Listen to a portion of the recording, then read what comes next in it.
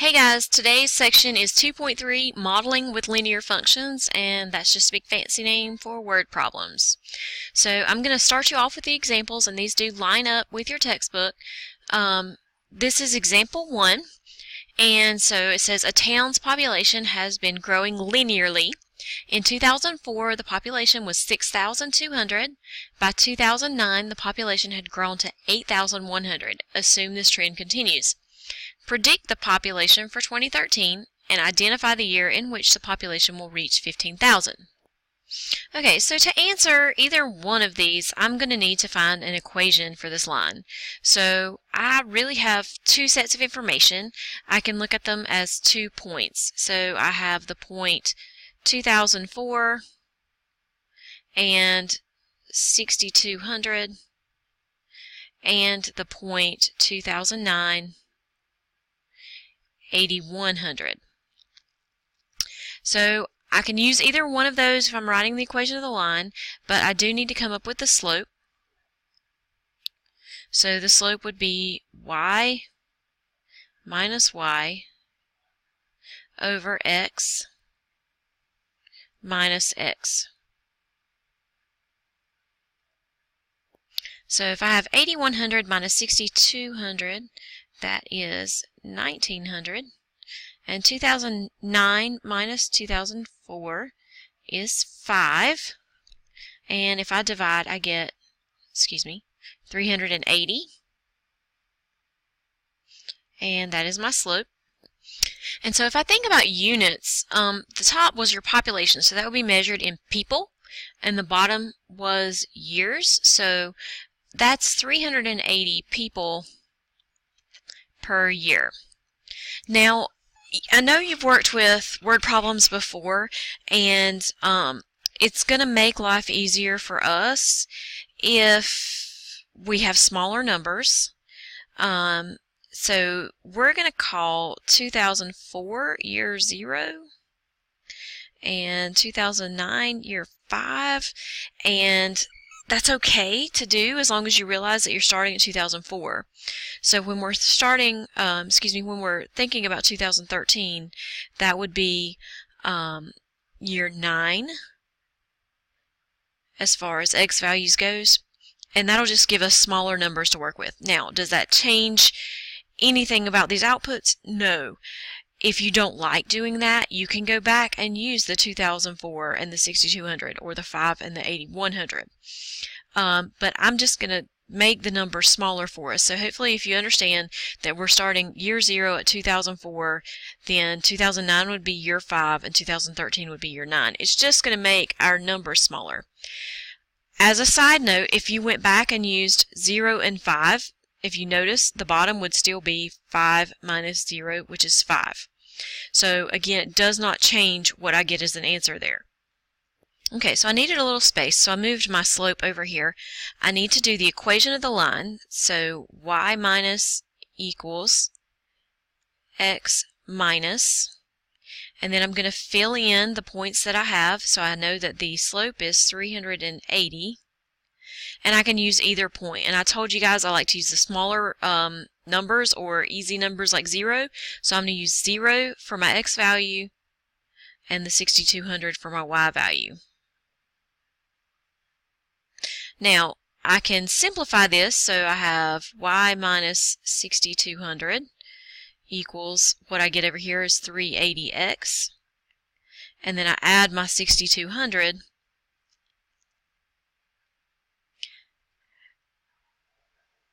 Now, I'm used to working in y's and x's, but this is a real-world problem. We're talking about a population over time. So really, the y I'm going to write as p of t, and the x I'm going to write as t. And that's going to be the equation that represents things. I still haven't answered either one of my questions, but I had to get here to be able to do that. Okay, so focusing on that equation now, let's answer the questions. Part A was to predict the population in 2013, which we've already discussed is year 9. So I'm basically plugging in 9. So I'm doing 380 times 9 plus 6,200. and that gives me 9620. And again, remember we were trying to find a population, so that is an amount of people. Alright, for part B, we're trying to predict when it will reach 1500. That is a population, so that's what it's going to equal. So I'm going to set up the equation 15,000 equals 380t plus 6200, and then I have to solve this equation. So I'm going to subtract 6200, and I get 380t over here.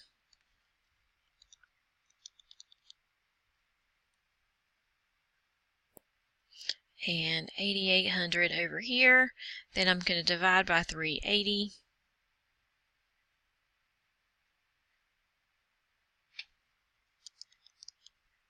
So that is 23.15, so I'm going to say 23.2 years. Now, what does that mean? We want to identify the year. So I need to add that number to 2004.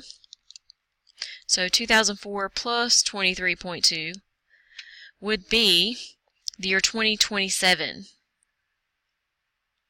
Now, the 0.2 just means it's some months into that year.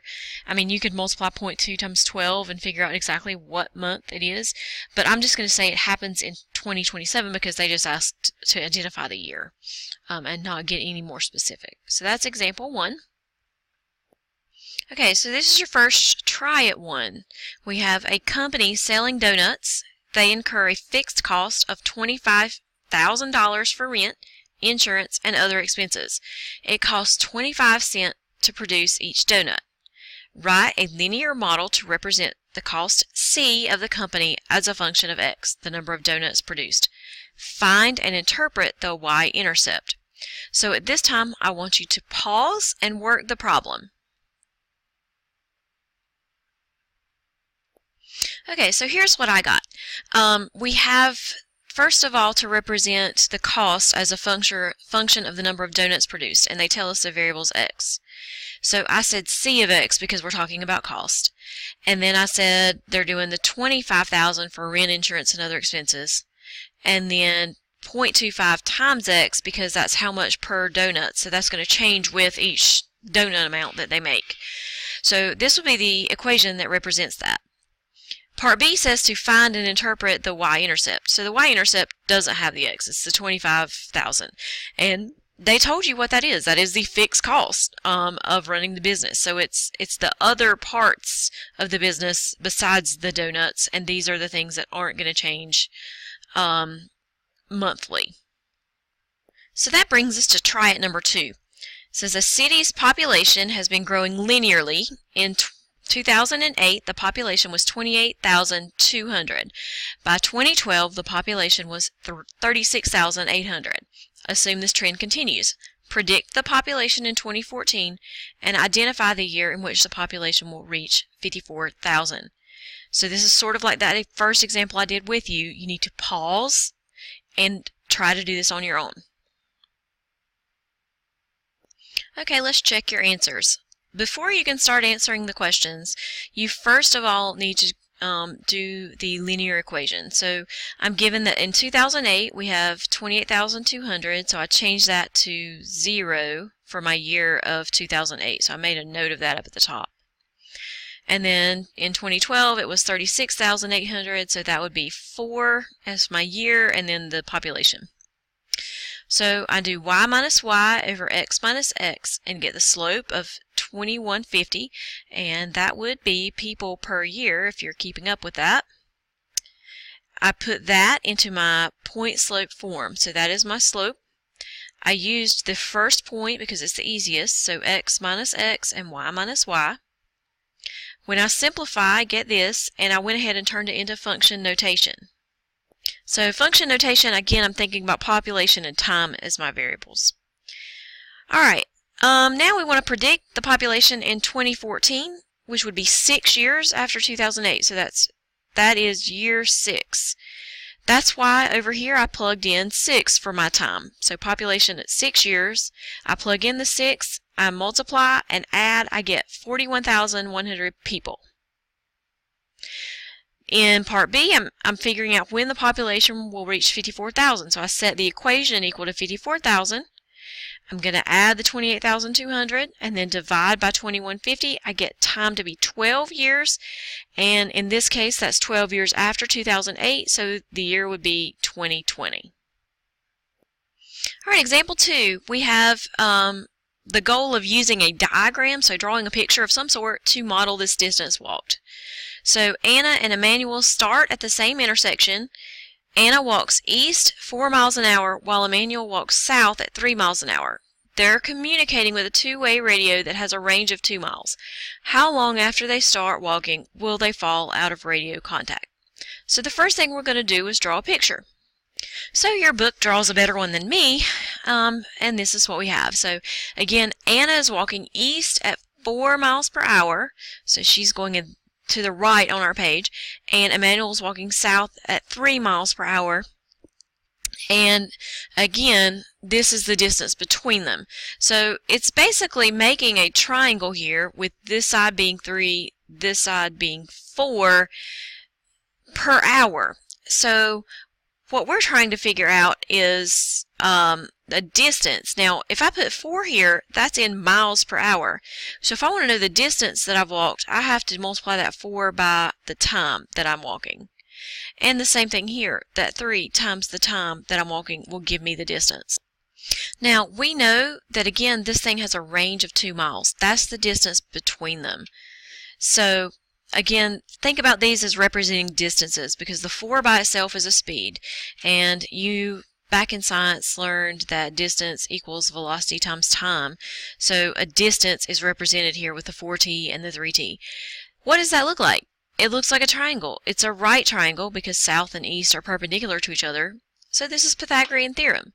So I'm going to say 3t whole thing squared plus, I'm not sure why I did that, but I apologize, 4t whole thing squared equals 2 squared. I want to know when that happens.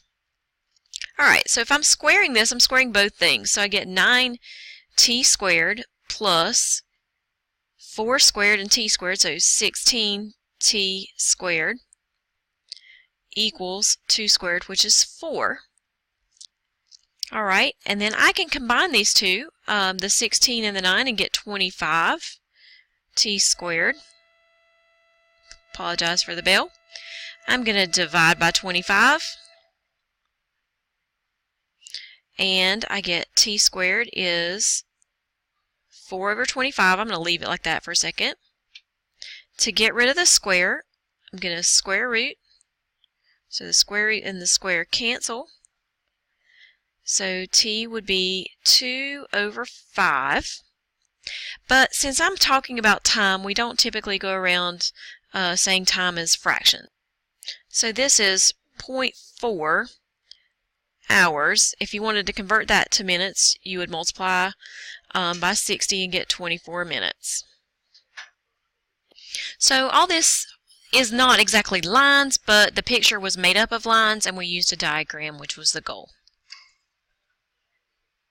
Alright, example 3. So it's another diagram kind of problem. It says there is a straight road leading from the town of Westboro to the town of Agratown, 30 miles east and 10 miles north. It says partway down this road it junctions with a second road perpendicular to the first, leading to the town of Eastboro, and the town of Eastboro is located 20 miles directly east of the town of Westboro. How far is the road junction from Westboro? So again, I wouldn't even start to do this without drawing a picture. Okay, again, we're going to thank your textbook for drawing this out for us. So let's go over this drawing again so that it makes sense.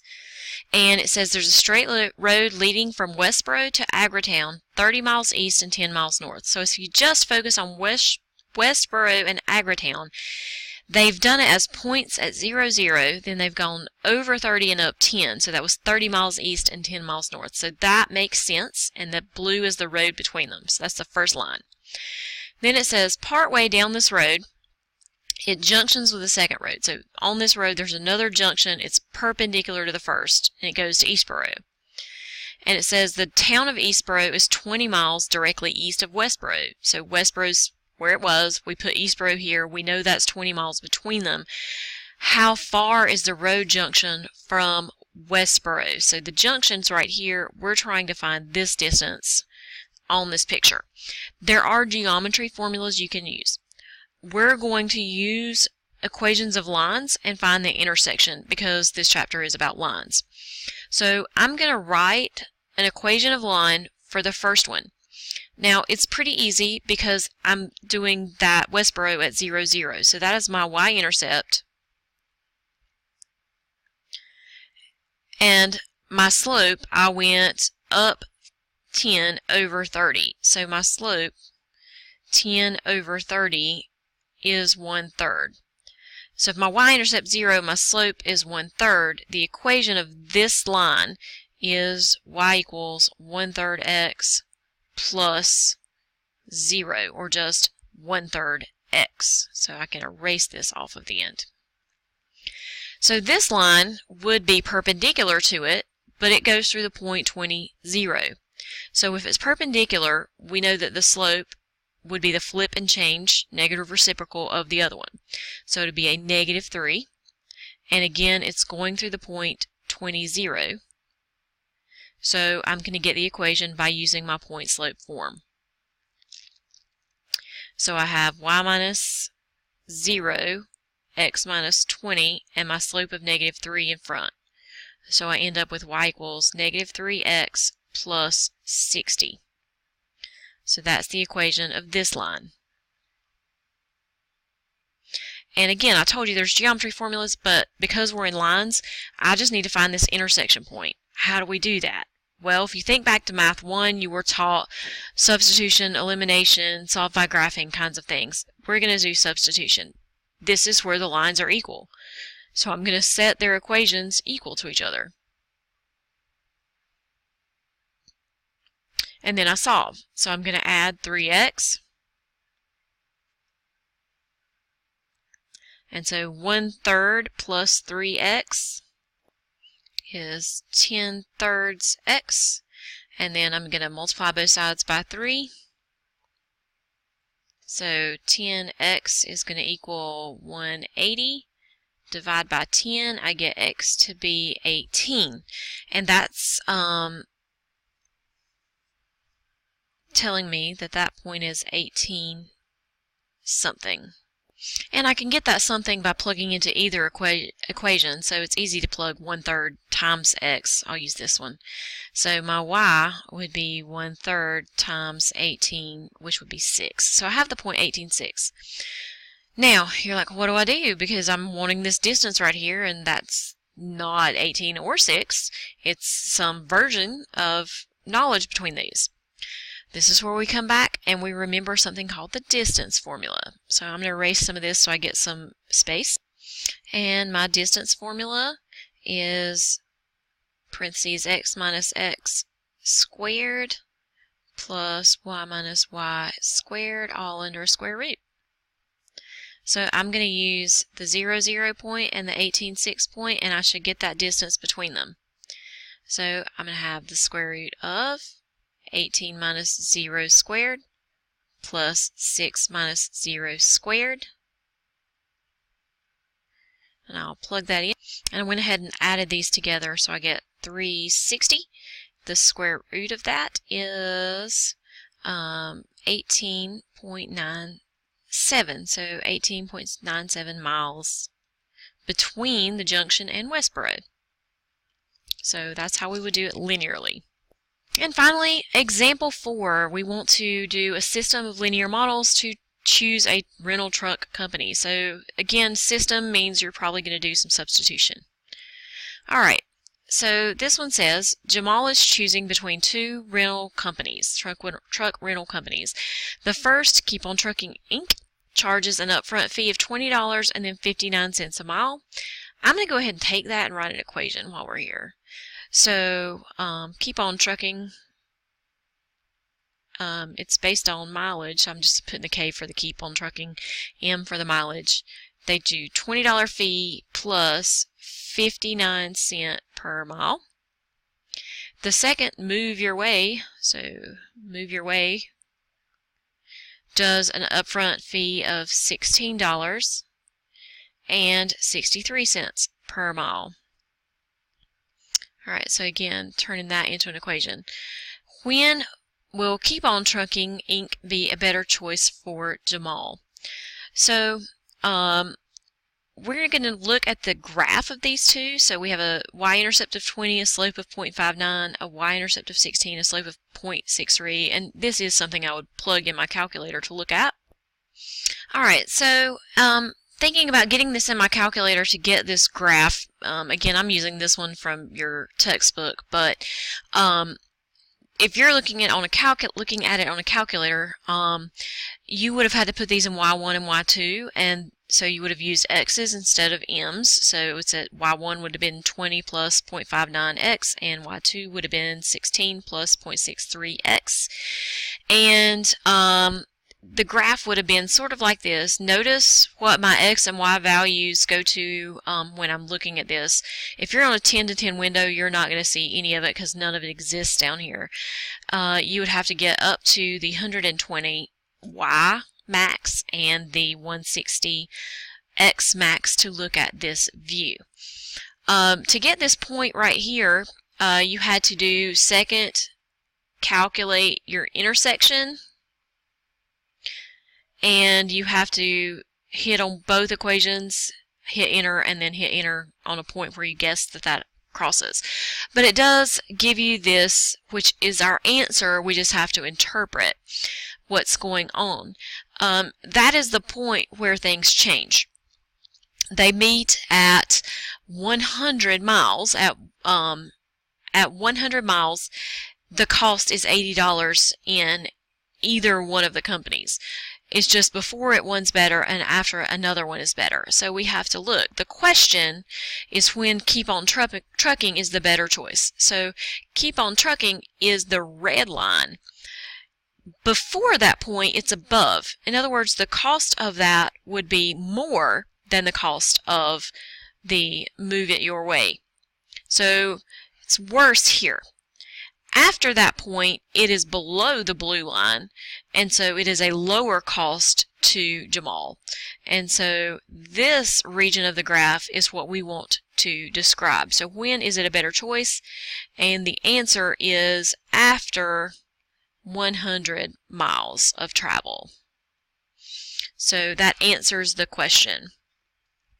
Lastly, I want to remind you that for systems like the one we just graphed, they can cross, like the one we had, and you have a solution there. You have something that makes sense for the problem, but they don't always do that. So over here on the right, this would be a situation where there would be no solution because the graphs do not cross each other.